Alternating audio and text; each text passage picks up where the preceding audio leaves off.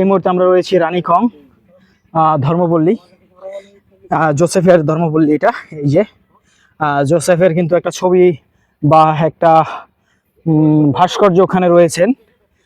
এখানেও কিছু ভাস্কর্য রয়েছেন। এই যে এটা হচ্ছে জোসেফের ধর্মপল্লী। এটা দুর্গাপুর নেত্রকোনায়, একদম সীমান্তের, ভারত আর বাংলাদেশ সীমান্তের ঠিক পাশেই এটা। তো এই হলো, আজকে আমরা এখানে এসেছি, বেশ কিছু স্পট ঘুরে দেখেছি। তার পাশাপাশি আমরা এখন এখানটা কিন্তু আসলে সমতল ভূমি থেকে কিছুটা উপরে। তো আপনারা দেখতে পাচ্ছেন যে আসলে এই যে এই ঢাল বেয়ে কিন্তু আমাদেরকে এই রাস্তা দিয়ে আসতে হচ্ছে। আবহাওয়াটা খুব ঠান্ডা, রোদ যেমন, আসলে এখন এখানে ওঠার পরে কিন্তু অনেকটা শীতল।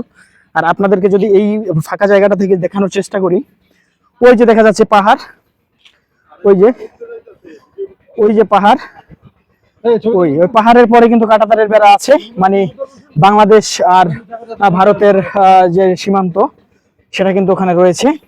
এখান থেকে ওই তারকাটা দেখা যাচ্ছে।